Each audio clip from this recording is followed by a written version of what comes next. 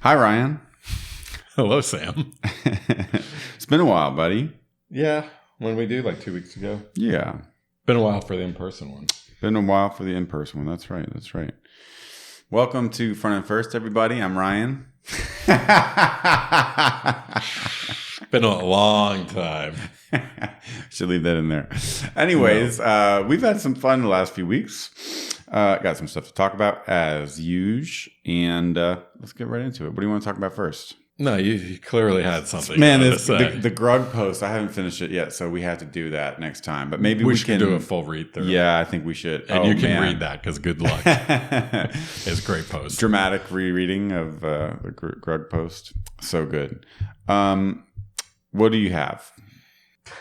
Let's talk about blocking JavaScript tricks. Yeah.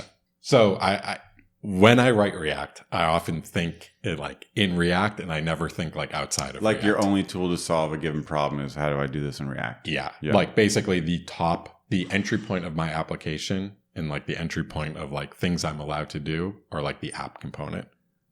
I never think beyond that. Like I can write code in module scope, but I never really think like JavaScript executes in my like React bundle. Right. So an example, like say you have to you have to show a notification, but that notification depends on like data on the server. So you have to like fetch that data.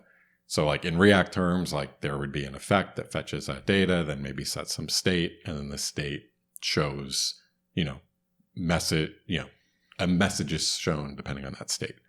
So in React, I'm going to have a render where that data isn't fetched yet. So I have to like figure out what do I do here? Mm-hmm. I like just hold space, and then once I get the data, I'll like fade in the message.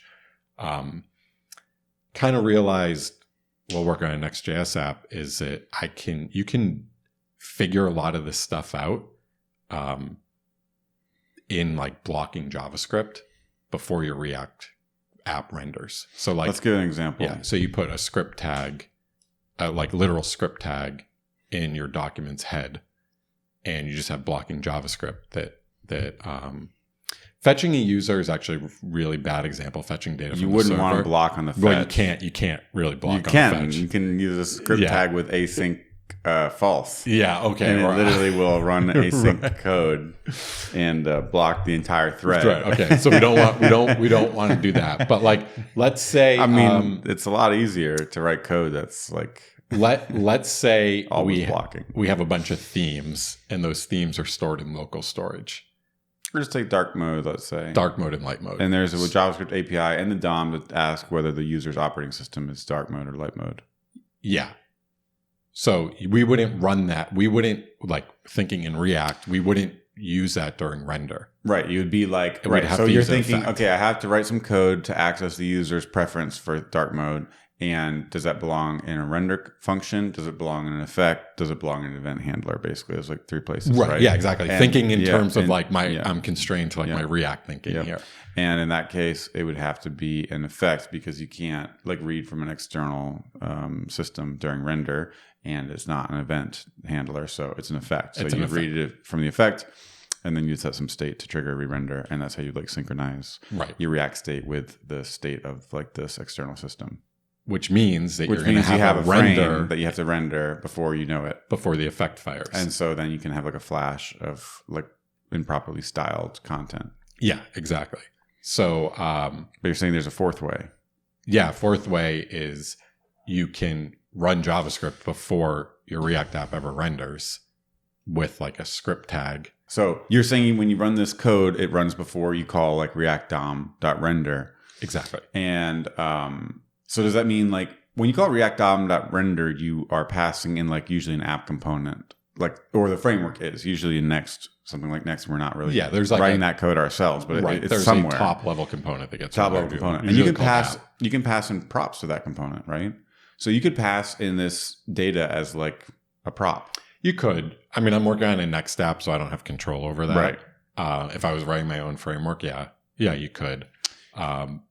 But in this particular case, you could like seed some local storage data or something like that. Yeah, but remember, you can't you can't read from local storage during render, but you could use a value in local storage as an initial state for some piece of state. Initial value for a piece of state. That's what it was. And so in this, so dark mode is a piece of React state because it can change over time. The user's preference can change during an application session, and you usually also have a toggle that could change.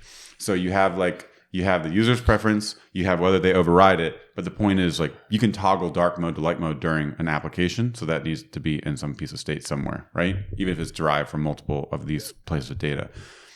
But you don't want to read from local storage during render every time because you could get an inconsistent render. The local storage value could change, React could trigger a re-render of your app, and now you're going to get a different render for the same inputs. So that's like violating the rules of React.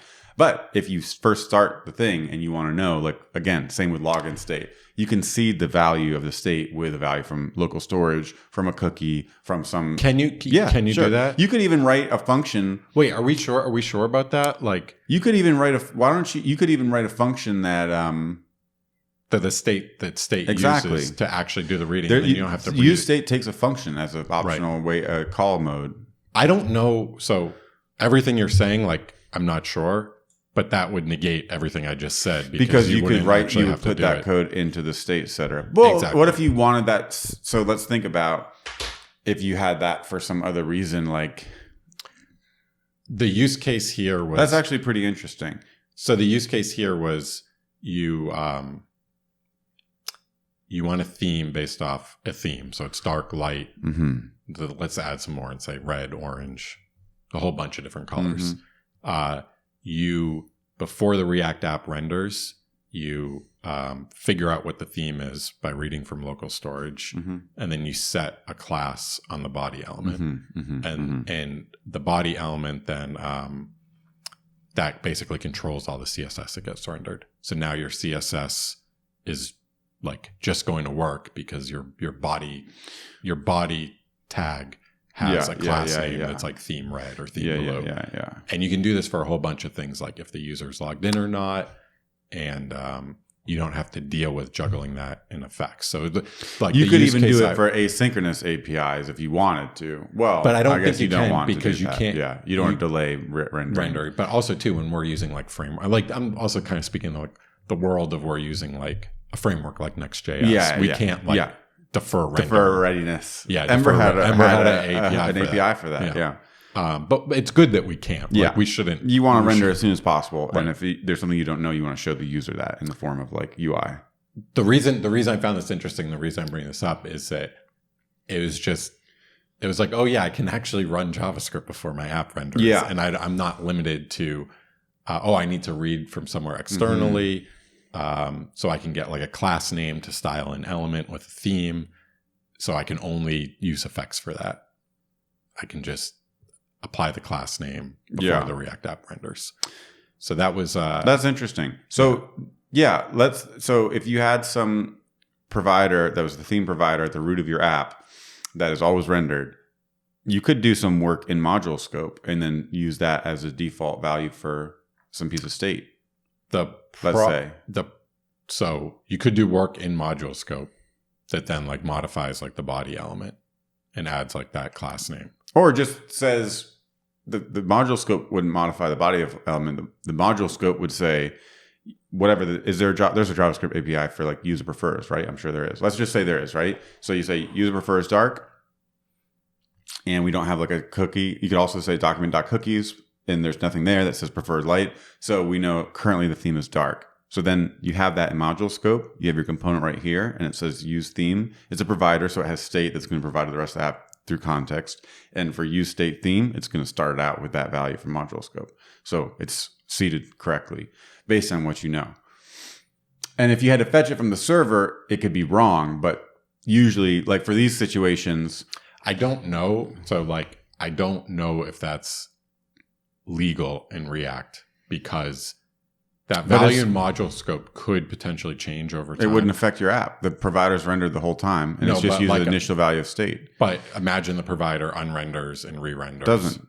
I know, but like components. Well, then that's a different set of inputs, though. No, that's fine. No, that's like saying you can't do count equals like 5 and then use state 5, like count. if your counter unrenders and re-renders, it's still pure from the perspective of this. It's an initial value. It's pure.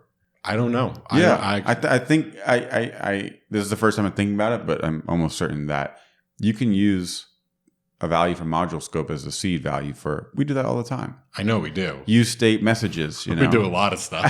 No. I know. That's fine. It has to be. There's nothing that doesn't violate anything. That doesn't violate anything. My intuition is telling me that does not violate anything. Okay. Let's say that doesn't violate anything. You still so you have a provider. The provider reads a theme. There's a very specific, like I might just like, the reason I'm bringing this up might be like the limits of this application that I was working on. And like I had to have a class name on body. And the only way that could happen is by adding that class name before React rendered.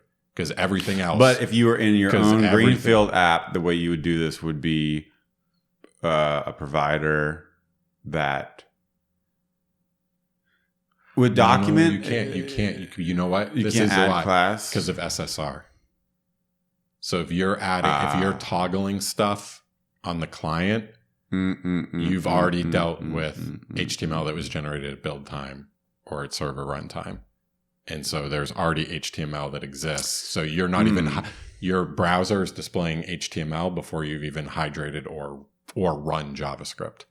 So it's too late. It's too late for you to do it in module scope. That's what this is. This is a good conversation. This is, that's why I had to do it in head, because in head is going to be blocking. It's going to be before the browser displays any of the HTML.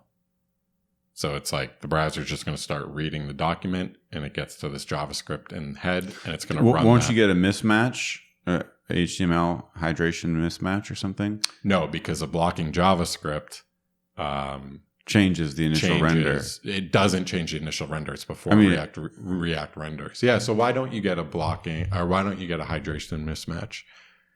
Maybe because of body tag, you're adding it to the body tag. So that's outside of it's outside of the React root. It's like before the React root.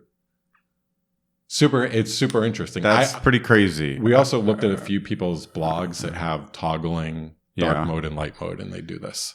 Yeah, Josh talks about it, right? His blog does it. Now I'm like confused. So that's why it's the SSR. It's the SSR. Well, what if you just disable SSR? Well, then you go back to 2012 flamed on Twitter. Yeah. So wait, that's kind of a bummer because I was just thinking how cool it would be to be able to have the first frame of your app be rendered with some user specific stuff that you can grab from the browser's APIs on the first render of your app, and instead of having to wait and doing it in an effect, so that you don't get, you don't have to fade in the user, like the user login status, right. Which is such a bummer. You can do that, but you have to figure out all that stuff before your app renders, before your app loads. But any then modules. Wouldn't you get the hydration mismatch? No, because you're like modifying the body tag or whatever. Well, if you but if you want to modify anything else, you would. What I'm saying is, imagine you have a use current user hook. And instead of starting it out as unknown, you start it out as if document.cookies.authentication exists, you're going to guess that it's auth. Yeah, I think at that point, you're now in server rendered app, so that code is running on the server. Like runtime SSR. So it's like you have stepped outside the boundaries of SSG because in order to generate the HTML document, to generate what's like inside the React app, you need request. Or you do the rewrites weird stuff at the edge, but that's like a whole nother beast. Yeah, it's not really. This was just like interesting, huh? You can block. So this can be good for block JavaScript before React renders. Set properties on the body element that affect things like CSS, and then your React app doesn't need to have an effect to figure out what theme it's using. That's it.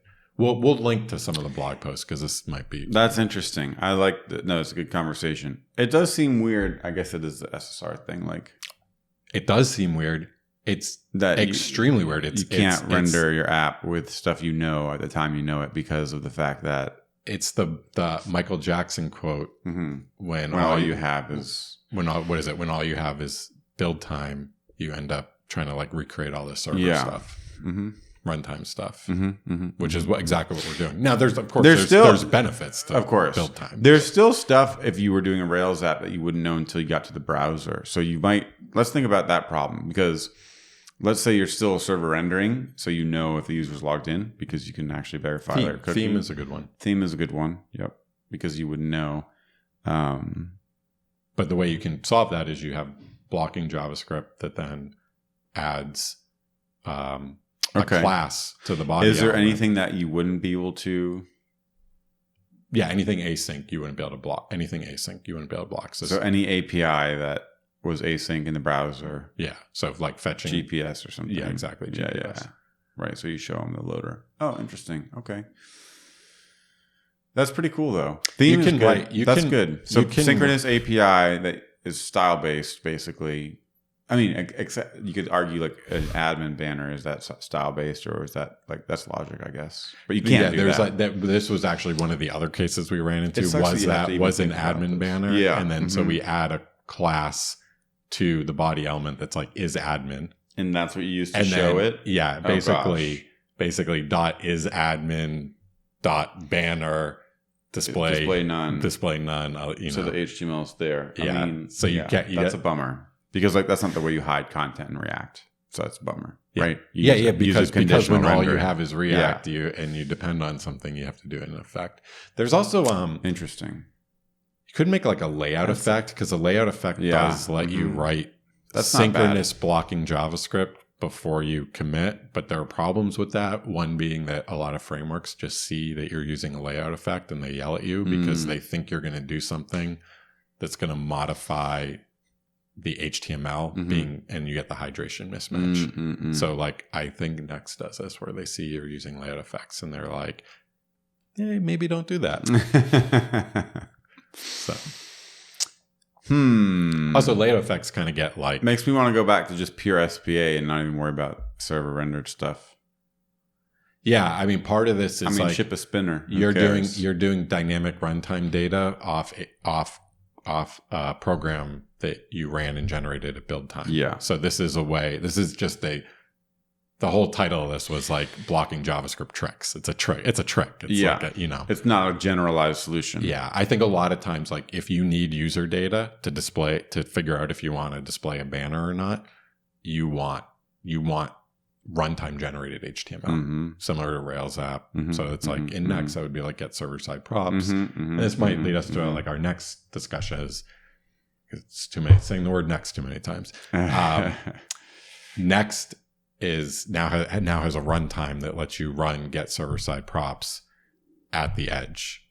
So you can figure out things like who is a user potentially without going back to like an origin server.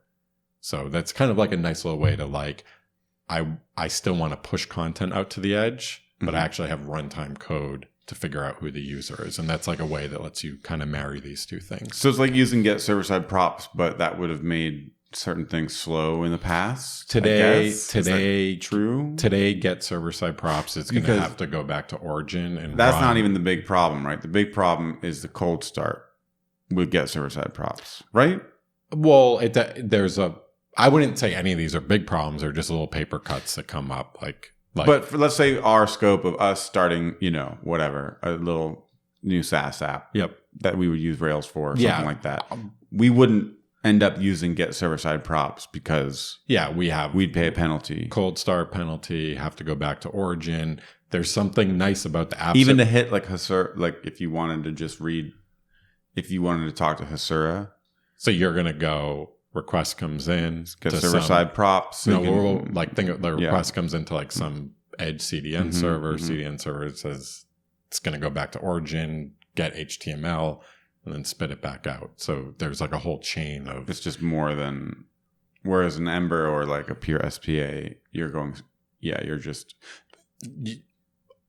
Let's not pure SPA. With build time, you can just generate the HTML, push it out on the CDN. And there's something really nice about that for our apps that are like the majority of the content on this page is build time, and we want to deploy it to a CDN, and we want to get it to the user as quickly as possible. And it's a bummer that we have to show a little banner if you're an admin or not. So we'll just use an effect to fade that in or something. So that's like a trade-off we make. Right. I think for us today, why we don't use getServerSideProps is, it's a cold start. It's a going back to origin. It's the fact that like most Next developers kind of don't like getServerSideProps. Like they look at that as like, you're just giving up so much in terms of SSG that Next is good at.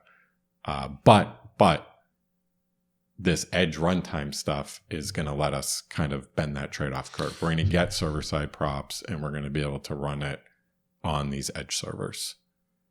And so that's like a win. I think that's going to open the door for us using get server-side props. I think it's going to be... you can run get server-side props at the edge. At the edge. And so you can have like an is logged in prop come into your page that you wouldn't normally have. And that way you can render twitter.com as either the users, I'm going to render the user feed, so I can give you the SSG like skeleton or whatever, or even have user data in it. No, not even. There's not even SSG. It's just runtime. Like or have user data. It's runtime. So I get a request. The user's logged in. But I'm not going to like fetch everything. I'm not like fetching all their data. I'm not like going to like a database in this. Okay. So like I'm just looking at their cookies. Because the whole point is to stay at the edge. You want to run code.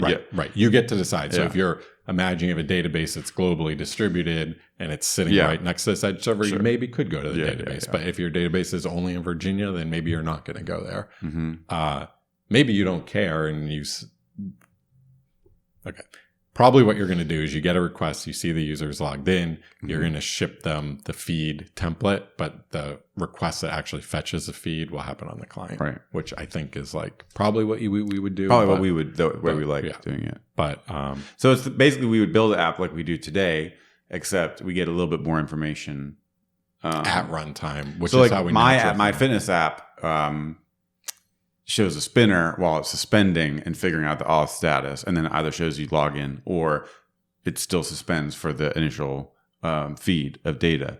So if I could check if the user's request came in with a cookie, an auth cookie, and it didn't have it, I could give them the homepage right away. Yeah. And without suspending on the initial auth status. Correct. Because if they don't have an auth cookie, they're not logged in. Correct. And so that way they can get like that static homepage really quick, which is actually really nice because it's really kind of ridiculous that like you go to, if you go to like, well, I think just how we started this whole conversation, you load this and you see this and then you see a sign in, right? But if you start if you go to twitter.com, it's the same thing. Twitter.com basically gives you a logo, which is like their suspender. And then they send you to login or whatever, right? Or they render the login page. But now you would never have to see that state in your browser off. That's actually pretty cool. Yeah, we would definitely use that. Yeah, but it wouldn't change this whole the problem of like showing a video on Ember Map and then showing the users like logged in or not. That problem is still. Well, I guess the login button is there. You could have it. Yeah, I'm gonna like. But something that depends on user data, you still have to like the actual data that you fetch. I'm going to abuse this thing and just I'm going to fetch user. No, I am going to fetch user data. Really? Yeah. Because I want to avoid. It'll slow it down, but it's better than.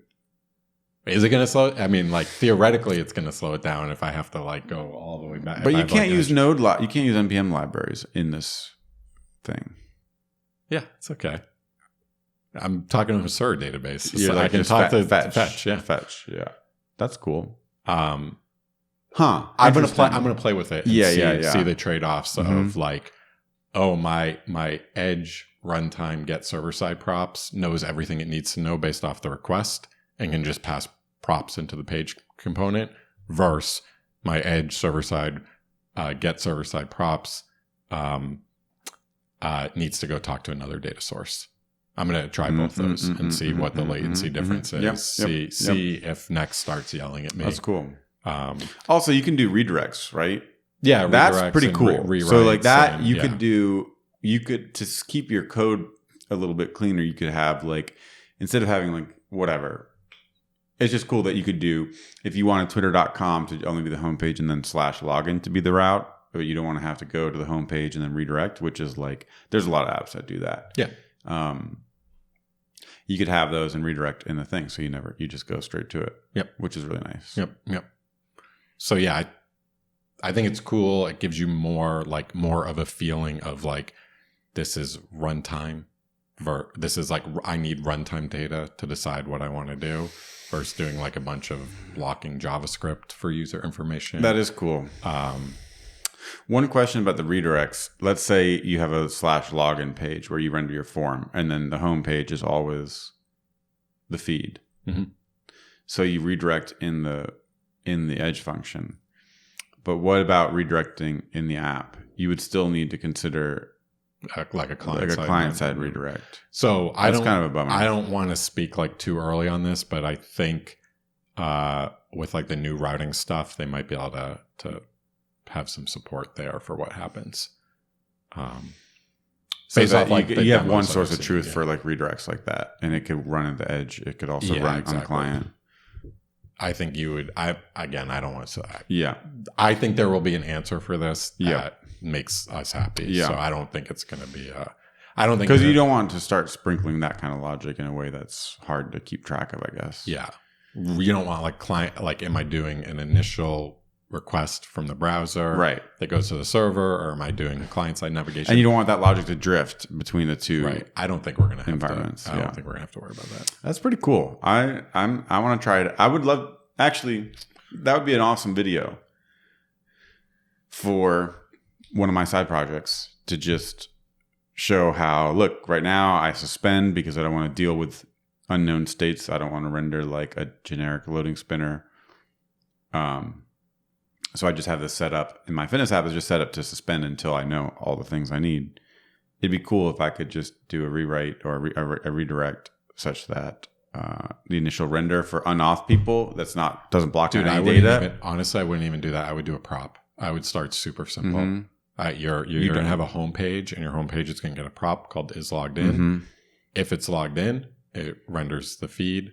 Else it renders the login component. But again, you would want to pass that. You would want to use that as like the default state for useAuth, because you still want useAuth to be the single source of use current user, right? To be the single source of truth for the logged in state. So that's what I would do. Instead of being unknown at the beginning, I would want to read that prop and use that as a default value for status. Okay. And then you wire up Firebase and everything. And then once they start logging in, that state changes and everything else is derived from it. Okay. But instead, you're basically limiting an unknown state, which is pretty cool. Yeah. And I guess if you potentially are logged in, you still want to validate it. Yeah, of course. So if they have a cookie that says authentication, you could say they're unknown and we're just going to wait until we validate it. Or you could assume 99% of the time, if someone has that cookie, it's the right one. And so we're going to put them in a logged in state, and then the part of the initial data request for all the initial data would be validating the token, basically. And if for whatever reason it's invalid, they get kicked out. And so it goes from like logged in to logged out, which would be a bummer because it would have been like a lie, I guess, that they were ever logged in. But anyways, that's like a product decision you can make. But the logged out is an easy case because, if you don't have the auth token, you're logged out. Whereas if you have the logged in token, the auth token, you don't know if you're logged in or not. Right. So you basically think, you're probably logged in. Yeah. Let's render the feed component. Yes. And the feed component is going to fetch data. Exactly. And, guess what? You're actually not logged in. So I just rendered the feed with a loading spinner, and then I redirected you to log in. But which is basically what happens today. You could even just suspend the whole app until then, and then, and you could have shown them the form instantly or whatever, but you wouldn't have known. Yeah. So, that's interesting. I wonder if you could validate the auth token in the edge function. You can. I mean, you can. You could do anything. Yeah. That's code. That's the point. We do want to think, if we have pages that depend on runtime data, we do want to actually take advantage of these runtime functions like getServerSideProps. So we do want to do that. The question is like, can we do it quickly? Can we do it at the edge? Can we do it without going back to origin? Can we do it without Node.js libraries, where we have to use these edge libraries? Edge is also just like, timeout. Edge is a little confusing because edge is the name of the runtime. And it's also, we say edge to talk about where we're deploying. Right. So it gets a little confusing. Right. Anyway, my point It's literally have like a JavaScript runtime. It's literally a JavaScript runtime that also happens to like made for running on the edge. Right. Mm-hmm. My point is like though that the point I'm trying to make here is not like how you do the cookies, how you do the redirects, how you do the props you pass in. It's that we have runtime data. We get to use this runtime data now. That's pretty awesome. On the server. Right. Yeah. It's pretty awesome. It's really awesome. That is cool. Have you used it yet? I did a little experiment Next.js app where I did this. But you haven't reached for it in work. Like no. That's what I'm waiting for. A problem that we want to solve that we reach for it. It's behind beta feature flags. Okay, it's it is a different JavaScript runtime. Yeah. And so you don't have access to like the JavaScript functions that are specific to Node. Mm-hmm. Like you don't have the FS module. Mm-hmm. You have like fetch. We might not have Node.js networking. So it's a little ambiguous about what packages are going to work in there. For something like where I would feel comfortable using it would be like something like, oh, I'm going to read a cookie. And then if I see you have an auth cookie, I'm just going to assume you're logged in. Yeah. I would feel comfortable using it there. That feels like the first use case for me. That's what I would want to do. Yeah. And like the apps that, again, there's a lot of apps where you're logged in and you go to like app.com and it's like redirecting and then it's like app dashboard.app.acme.com or you go to acme.com, you're actually logged in and then it redirects you to the dashboard or something. It'd be nicer to just have the Twitter experience where you just open Twitter, you're logged in and you just see the home feed. Yep. So you can do you will be able to. Yeah. I think that's awesome. You will be able to easily build that. Again, it's just getting us more in that mode of thinking of runtime data. We have runtime data. Like what I render depends on the person that's requesting this. So let's do that. As much work as we can of that on the server. Yeah, they're giving us great hooks to do that. Yeah. Yep.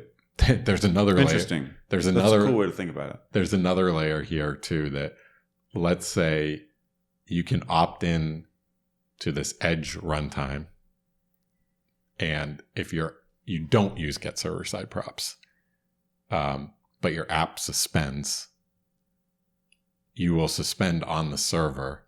Oh wow! Send down the fallback to the client. Okay. So the client's rendering, and this is with like a server component too. The client is rendering the fallback that was generated on the server and sent down to the client. And then the server unsuspends, renders the HTML on the server, and then sends that down to the client. So it's really cool. Does the client start running like your React app while it's gotten the fallback? I mean, is it going to start running those requests and stuff? Well, does it start running your React app? Yeah, yes, because your fallback can have React code, like a counter a button that increments a counter by one. Oh, but it's what's suspending your React app on the server? Your React app. So then, when your React app runs itself and it doesn't have the initial, it's the server, it's the HTML, the initial payload that is the fallback. It's like server rendered HTML that is the fallback, and then so the browser. I'm not exactly sure about like what the first byte looks like and what the HTML. Conceptually, that's what's happening. The browser renders the fallback while the server is already kicked off those fetch requests, let's say. The server renders the and then does the client know not to re-kick them off while the server... No. Hold on. The server renders the fallback. Yeah. So it just because it has kicked off fetch requests. Because it's suspending. Yeah, So it now has a fallback in memory. Yeah. And it gives that to the client and says, here, display this. The client displays the fallback. And then the fetch requests come back, server unsuspends, and the server... My question is, what's happening on the browser in between the suspend and unsuspend? Is the browser app...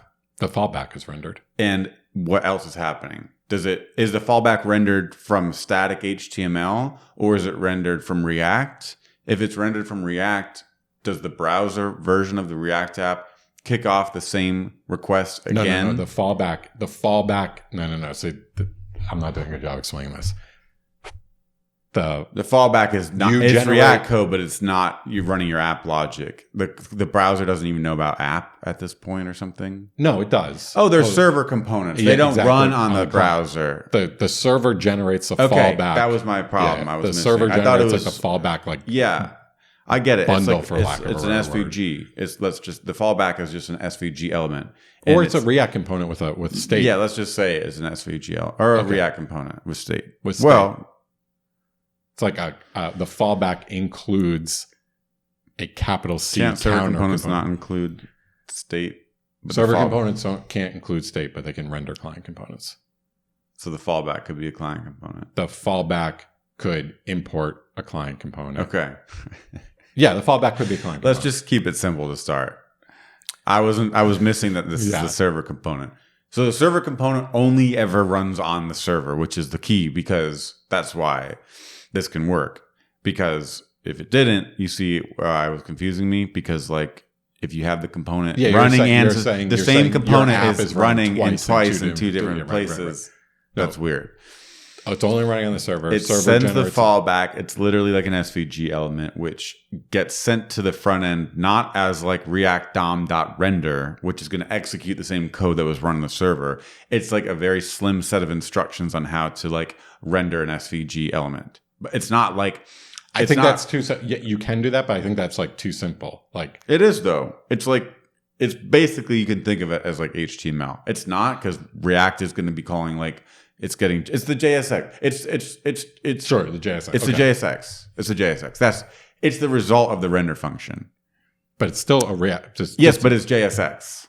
Right. But as opposed to like a function, a React component. The React component is not running. Yeah, right. Usually the way we generate JSX, the only way we generate JSX is by running a React component in React on the client, right? Let's start. See what I'm saying? I know, but I think, yes. Let's say it is just a message that says loading.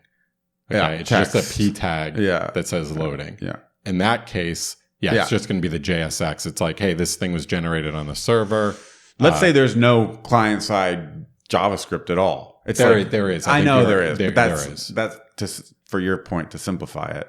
It's like, this is the mental model, right? Let's say you're streaming HTML and you're not running anything on the client in this case, right? Let's just say. I know, but I don't like... No, but then we can upgrade to the actual complexities. Just track with me for a second. You're running React on the server. So far, you've only ever been able to do render to string. So you have a one-shot render that happens with React. So you render it to string, you get literally a string of HTML, like an index.html file that will be on your desktop. Your browser loads that and renders it. Done. It's done. It's not running any JavaScript. It's not loading anything, whatever. So now that we can run server components, you can start running this server component. It can suspend. So the one shot, the initial shot, the first frame is still always, just because it's just React, it always has to return something. And it gives you the HTML for the fallback. But the app is still running because the server is running and it's suspended. And so you send the fallback up, it runs it, the browser just displays what it gets and it's not doing anything else. Once the server component unsuspends, it sends up the new complete with data HTML, and that just gets updated in the browser. And so you're saying that can now happen in an Edge runtime, whereas before... And I'm not sure that it's... I don't want... You shouldn't think of it as... I know we think of it as HTML. But so it's not actually HTML. So if we added now the fact that it's actually your client app is still running React and rendering things. So instead of sending like the loader, it sends JSX or instructions and JSX. It sends JSX, and it's basically React on the client knows how to call like create element. Exactly. It runs that JSX, and it's going to call React.create element and do all that stuff. But that's all it gets. That's the only part of the component it gets. So if you were looking at this component in your editor, it's going to be like running all this JavaScript code and returning JSX. But what gets sent to the client is like literally the calculation. It's not running that code anymore. Like you could have like JavaScript. You could have like... Hold on, because we will get to that point. But that's... So because server components only run on the server. You're right. So if the fallback is a P tag that just says loading and closes a P tag, then you're just going to get like, I really like the JSX instruction figures. So client is going to get that, and it's going to render, and it's going to it is going to output a p tag on the client. Right, but if the JSX happens to include a reference to a client component, it can run that. Now too. that actual client component gets code sent will down, run. Gets sent down to the client, run on the client. But it's not going to invoke the server component. That's like the part that I was not. It's not the like server invoking component it. Right. Invoked on the server. Yeah. It doesn't invoke it. It doesn't run it. So this is pretty wild because the whole point is like the reason why we started talking about this first place with regard to Edge is because this you wouldn't want to do this. You wouldn't want to like talk about this. I'm not so much focused on Edge, the actual running on the Edge here. I just think that this unlocks this cool pattern of you can run code on the server and it will just send down updates as that server code suspends and unsuspends. So generally we've always thought of like, well, one downside of running code on the server is I get a request, I now have to execute a whole bunch of code, and then when all that code is done, I basically have enough I have enough information that I can start generating the HTML and send that down to the client. So like the client is just sort of sitting there, looking at like the browser's loading spinner while the server's running all the code. It's like why we want to start writing SPAs in the first place, because you want to be able to like click a detail and a master detail and like still have some of the UI that we know, and then wait for the other part in the middle. Yeah, and so it's just that is really cool, and now you can do that. So now you send a request to this Edge runtime. It sees that your app suspends, immediately responds with the suspense JSX instructions.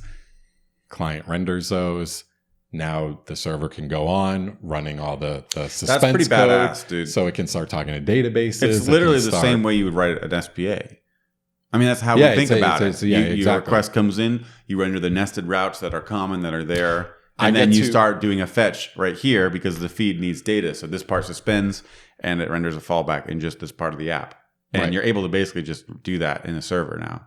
It's a great point. One of the reasons we like SPAs is because we can immediately render. Yeah. And then we can start fetching data or waiting for async APIs. Exactly. Like you have complete control over what happens when I tab over to looks like. Notifications. Yep. Yes. And so, I think this is... That's pretty cool. Yeah. I don't know. So like, I'm like definitely drinking the Kool-Aid. Yeah. I don't know, like the biggest thing for me is going to be what I talked about earlier with like the getServerSideProps and just being able to use the HTTP request to determine what to render. That's like a huge win for me. Yeah. Suspending on the server and then streaming down updates as things unsuspend. I don't have any apps today where I'm like, I need that. But I think maybe once I see it, I'll be getting some also ideas. if it is such a smooth path from the way we write apps on the client to doing that work when we can do it on the server to the server, then maybe it's like, I mean, I don't need a CDN delivery for my side project, my trivial demos, but every time I use Next and push to Vercel, I get that because it's literally just as easy as not doing it. So if it gets to a point where it's effectively just as easy as not doing it, it might just be something that makes our apps faster, but but lets us, I mean, like we've talked about before, we did have to change, like rendering an OG tag is another example. I know, but I wouldn't use this. I would use the getServerSideProps for that, not the suspense stuff for that. I would just basically say, because I would say like, I can't render this OG tag without until using data. I fetch. Yeah, I need to like go out. That's more like the Rails architecture where I get a request. I need to not send anything until I've completely prepared what I'm going to send. So I'm going to talk to the database, get the blog post title, get the authors, prepare the OG tag, and then flush everything to the client. But I do. This is more like progressively loading in a UI in just a faster way. It's about speed. Yeah, it's not changing the architecture. It's not changing where you do, like, it's changing where you do things, but it's not changing how you think about how to do it. Right. You get the non-blocking control over the UI as data is being fetched. And then as data gets fetched, you can stream it down to the client. Okay. So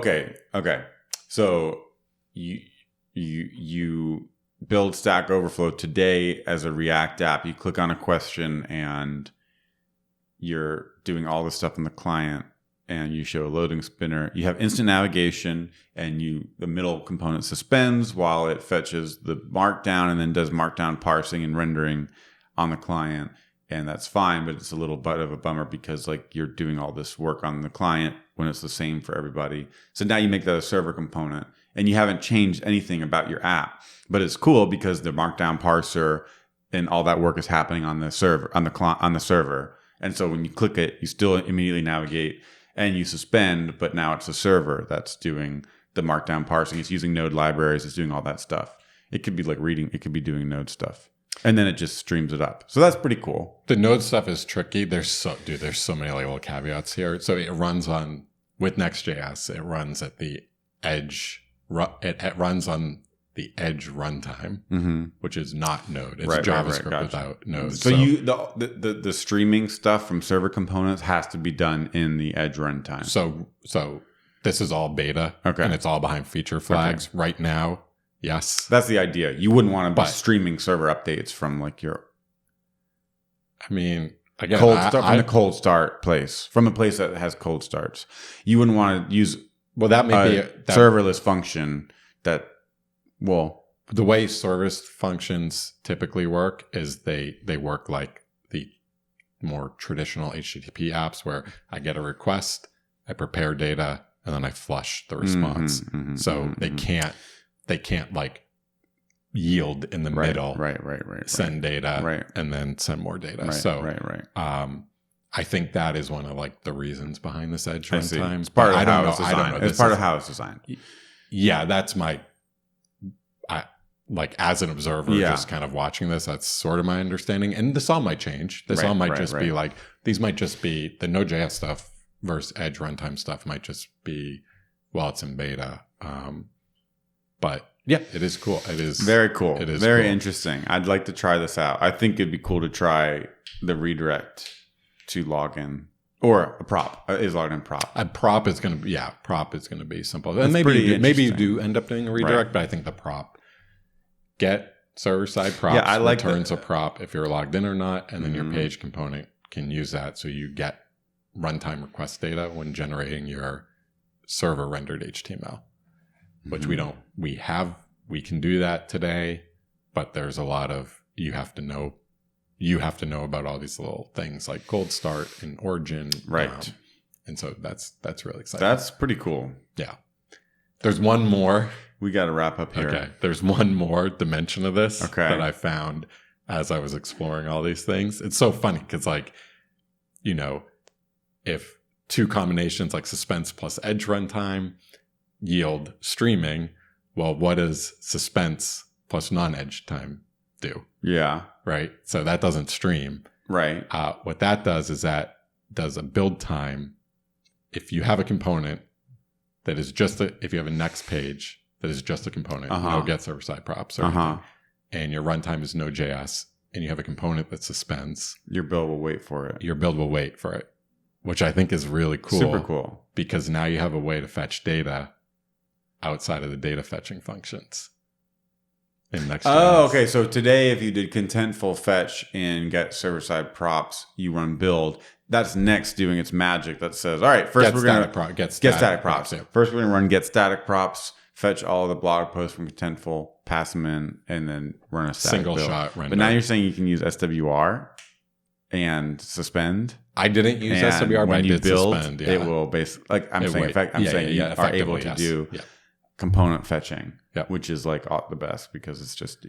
Now, I don't know if this is like an official, we want you to do this. It's just something that. Like, that's pretty cool. It's just something that I was like, well, I wonder what happens when I do this. Yeah. And it was pretty cool because I wrote something that I basically wrote. That's pretty cool. I wrote a function that fetched data from a database. It was like a use Postgres. Okay. And I gave it an SQL and it fetched data from a database. So Postgres has a like select PG sleep, which is the equivalent of like sleep. Yep. So I did like select PG sleep 10. Yeah. And my build for that page would take 10 seconds. Yeah. And I did like select PG sleep 1. My build for that page would take 1. So it actually waits for that page that's suspending to all unsuspend. And what happens when you do that in the client? It blows up. It's like what is the PG? the code that's it's a server. That is a server. component. That only works with server components as well. Yes, yeah. Okay, got you. That's another. That is a dimension. Basically, the ability to do something other than render to string hinges on the fact that you have server components. Bingo. Okay. Yeah. Okay. Got you. I was like, I totally missed that. Right. But that's because you were just in that. You were thinking about that. Okay. Interesting, man. That's very, very cool. Now, I don't know. I found like some discussion about this, and it was like, I don't know that this is going to be like, this is like an intentional design decision. That's going to be the way to do it. But it is something I noticed today. And there are immediate uses of that. I can have a component that is used in non-edge runtime that suspends, and now my build will actually wait for that component to unsuspend. And that's really cool because that could potentially let me fetch data inside of components. So app I worked on like 2 years ago would fetch a bunch of data at build time, give it as props to the page component. The page component would stuff those props into context so that any component in the tree could use those. It'd be so much easier if the component could just suspend until it got the props it needed. And so that's what if this is actually something that should intentionally be used like this, that's what this would unlock. That's very cool. That's very cool. Totally have simplified that out. Yeah, I think there's a ton of cool stuff coming. That's neat. I'm looking forward to like first real use case, first time we actually reach for it and it solves a problem we hit, Awesome. Okay, cool. I think that's a good place to wrap it up. That was fun. A lot of interesting stuff. We got some more to talk about. And we'll be back on the mic soon. Cool. Awesome. Thanks for listening, everyone. See ya. Bye.